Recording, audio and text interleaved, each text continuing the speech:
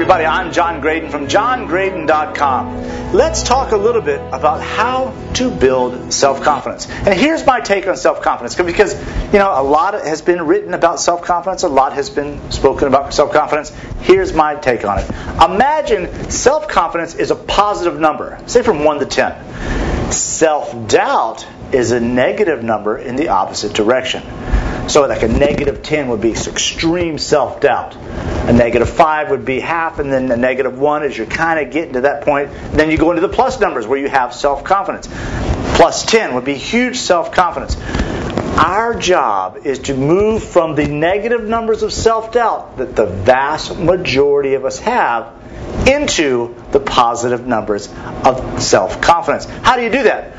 Here's how I did it. In my work, I always refer to what has worked for me. I don't make this stuff up. I tell you my story. My story has been one of great self-doubt, the imposter syndrome, overcoming that to become a world champion, to become a world champion coach, to become a successful writer, speaker, and someone who's generated millions of dollars to various business ventures. So I'm excited about these ideas, and I'm excited to share them with you. Here's the first one. Competence leads to confidence. Competence leads to confidence. What do I mean by that? It's no doubt that martial arts has played a huge role in my life in helping me to develop the confidence to be the guy standing in front of you. In the martial arts, there's always a long-term plan, and it's defined by the belt system. The goal is always to earn a black belt. That takes about 3 to 5 years. There's no sense in getting involved in martial arts if you're not going to plan to earn the black belt. Just like there's no sense in going to high school if you're not going to graduate. So black belt is the key. And we look at black belt as being a symbol of excellence in all areas of your life. So it's not just the punching and kicking, and that's the fun stuff, but it's developing character, becoming a better person. That's what black belt represents.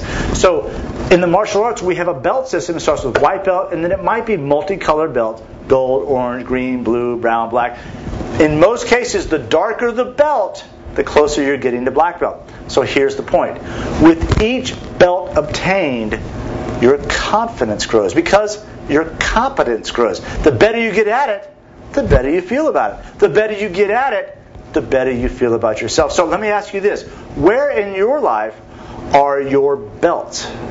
Where in your life is your orange belt, green belt, brown belt, black belt? What can you do in your life that you can look upon and say, I'm really good at that? And then build confidence from there.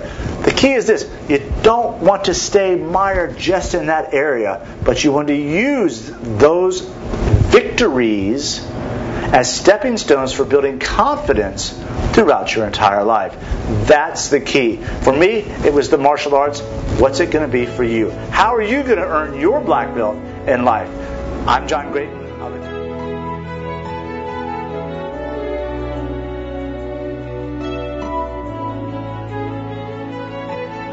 What you're capable of doing, who you're capable of attracting into your life, and what path in life either you'll experience or even what you might deserve or not deserve.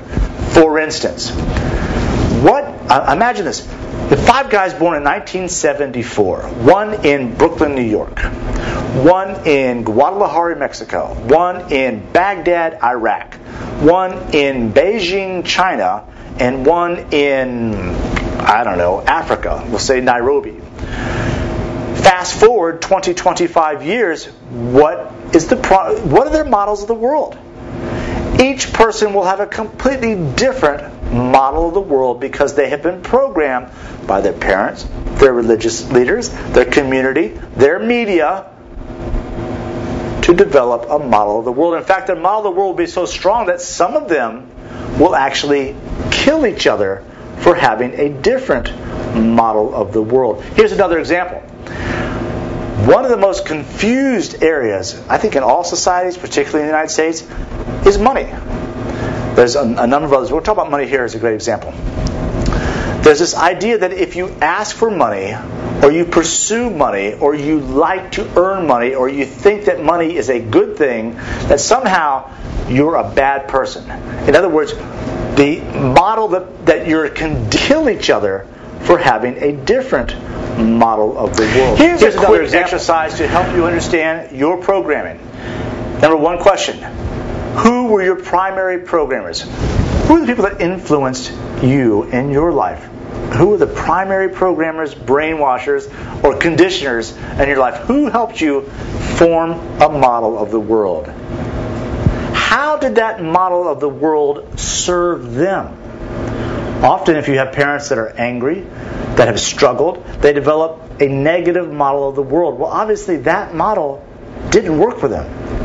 How do you think it's going to work for you? That's your decision. But take an objective look for that. How would you describe your programming for money, success, attraction, potential, optimism? Are you an optimistic person? Remember, dreams are not built on cynicism. Cynical people are no fun to be around.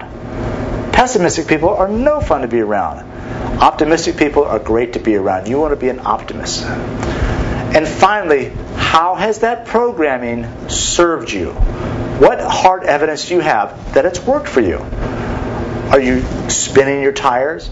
Are you starting to repeat the same programming of your parents and authority figures? Only you know that. But these are exercises from the book, The Impostor Syndrome, that will help you to discover how your programming is serving you. I'm John Graden. I hope that helps. I'll see you at johngraden.com. Thanks.